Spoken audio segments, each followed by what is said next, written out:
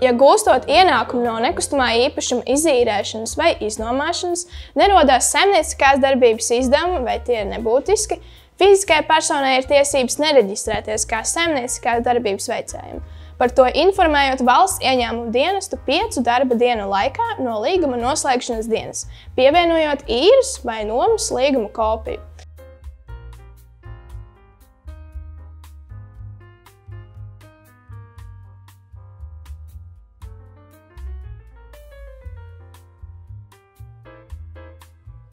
Gūtajam ienākumam no nekustamā īpašuma piemēro 10% nodokļu likmi.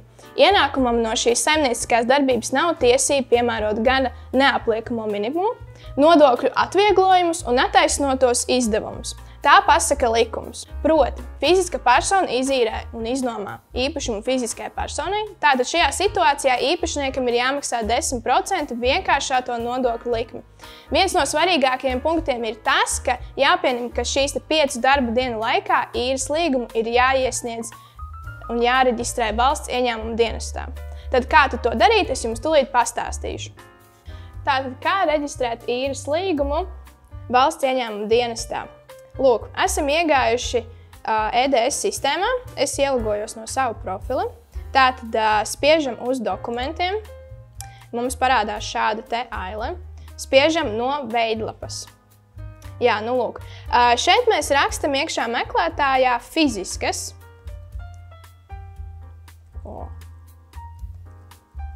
Tā, spiežam uz šeit. Tātad lūdzu izvēlieties reģistrācijas veidu, kurā vēlaties reģistrēties. Tātad mēs vēlamies reģistrēties kā paziņotās saimnieciskās darbības veicējs. Spiežam uz to un spiežam reģistrēties.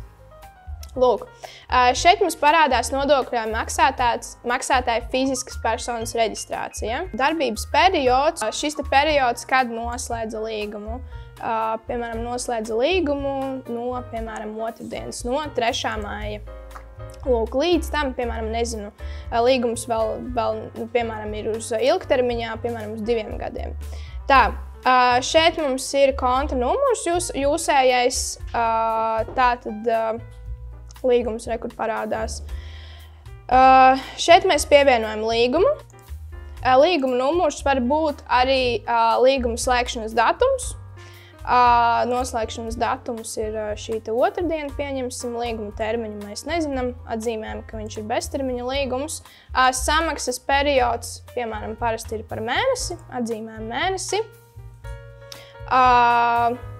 Tātad līguma summa, pieņemsim, ir mūsu variantā 340 eiro, valūta eiro. Tātad, un šeit ir jāizpilda aile par līguma slēdzēju otru pusi. Tātad šī īrnieka informācija, aizpildam vārds uzvārds personas kods.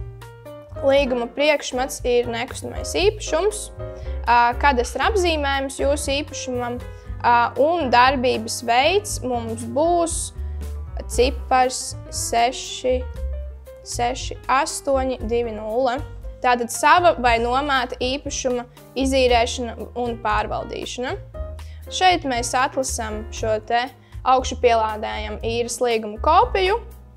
Kad esam ievadījuši visu nepieciešamo informāciju par līgumu, spiežam aizvērt. Tātad šeit viss tā informācija mums parādās un pārbaudīt un saglabāt. Pārbaudīt un saglabāt, pēc tam spiežam iesniegt. Tātad saimnieciskā darbība ir iesniegta valsts ieņēmuma dienestā, un tas nozīmē to, ka pēc gada jums ir jāsamaksā 10% no īres maksas, ko jums maksājas īrnieks valsts ieņēmuma dienestam.